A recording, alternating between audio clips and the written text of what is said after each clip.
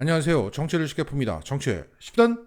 윤석열 정부가 주 69시간 제도를 밀어붙이고 있는 가운데 최근 청년 노동자와의 간담회 자리를 비공개로 열어서 비난을 받았습니다. 그래서일까 어제 정부 여당은 중소기업 청년 노동자와의 간담회 자리를 공개적으로 열었습니다. 문제는 총 3명이 초청됐는데 그중 1명이 중소기업의 생산관리팀장으로 소개되었으나 실제로는 그 업체의 사장 아들이었던 겁니다. 사장 아들인 이 김모 씨는 간담회 자리에서 이렇게 말했습니다. 계약 후 3개월 내 집중적으로 생산해야 하는 업무 특성상 69시간까지 늘어나는 것이 그렇게 부정적이진 않다. 현장에서는 69시간에 대해서 긍정으로 보는 분들도 있다. 그래서 어떻게 이 김모 씨가 여기에 초청되었는지를 알아봤더니 이 행사를 주도한 것은 국힘당이었고 중기부에 그 섭외를 맡겼다고 합니다. 여기에 중기부는 중소기업 중앙회에 다시 섭외를 의뢰했고 그 중앙회는 다시 회원 업체들에게 도움을 요청했다고 합니다. 그러자 문제의 업체 사장이 김모 씨를 추천했던 겁니다. 자, 주 69시간 제도가 실행되면 직격탄을 맞는 중소기업의 노동자 목소리를 듣겠다는 게 행사의 취지였는데 69시간 제도를 원하는 중소기업 사용자의 목소리를 듣게 되었던 겁니다. 여기에 이 행사를 주도적으로 준비한 장해찬 국힘 청년 최고위원은 이렇게 말했습니다. 중소벤처기업부가 중기중앙회 협조를 받아 참석자를 섭외했고 그 과정에서 해당 내용을 인지하지 못했다. 자, 실무자 책임이라 이거죠. 자, 여기에 민주당은 다음과 같은 성명을 냈습니다. 사용자 입장을 대변하는 중소기업 사장 아들을 청년 노동자 대표로 위장시켜 참석시켰다. 가짜 청년 노동자를 앞세워서 정부의 69시간 노동제에 대한 청년 노동자의 생각을 호도한 것이다. 대통령실과 정부 여당이 손을 잡고 국민을 우롱했다. 자, 국힘당은 위장 참석을 시켜서 여론을 왜곡하고 싶었던 겁니다.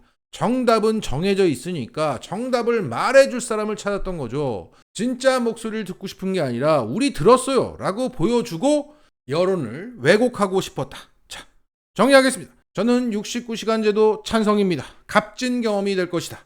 값진 경험을 못 해봐서 이 꼴이 난 겁니다.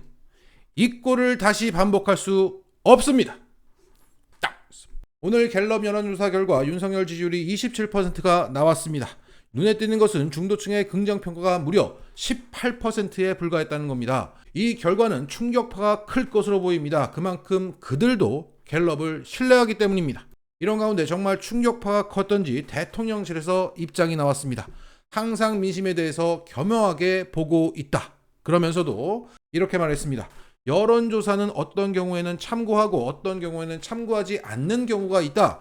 참고하지 않는 경우엔 하루에 나온 여론조사가 오차 범위가 넘게 틀리면 어떤 여론조사를 믿어야 하는지 굉장히 의구심을 느끼게 하는 경우가 많다. 의문점을 갖게 되는 경우가 굉장히 많기 때문에 참고하는 경우도 있고 참고하지 않는 경우도 있다.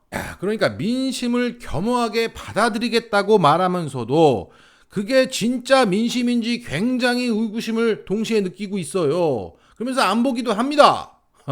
그러면 이거 뭐 겸허하게 받아들인 게 아니지 않습니까? 결국 민심을 겸허하게 선택적으로 받아들이고 있다. 이렇게 이 소리입니다. 사장 아들을 섭외했던 것처럼 듣고 싶은 거, 보고 싶은 것만 보면서 가겠다는 거죠. 각자의 전광판이 존재한다는 얘기입니다. 대통령실은 여론조사 공정과 같은 여론조사 보고 뛰고 우리는 갤럽이나 여론조사 꽃 보면서 뛰다가 뭐 총선에서 만나겠네요. 기대가 됩니다. 이런 가운데 민주당 갤러리에서는 박성민이 또 틀렸다는 게시글이 올라와 있습니다.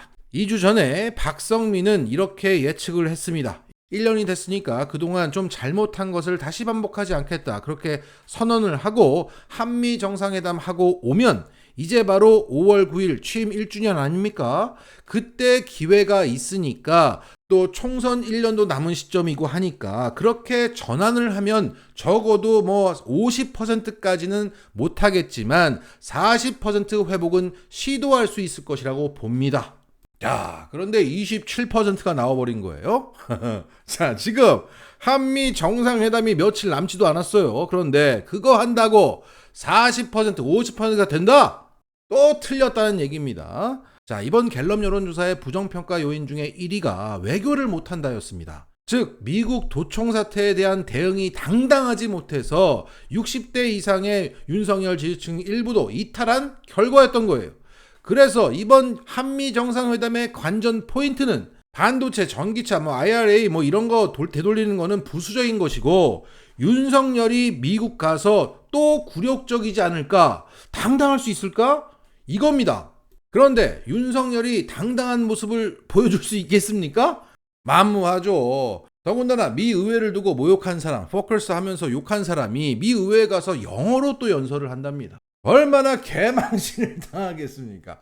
그러니까 이거는 윤석열 지지율의 반등의 기회가 아니라 잘해야 본전인 상황입니다. 그런데 이것을 두고 40%, 50% 갈 수 있다고 기회라고 예측했던 박성민은 이번에 완벽히 여의도 판례가 된 겁니다.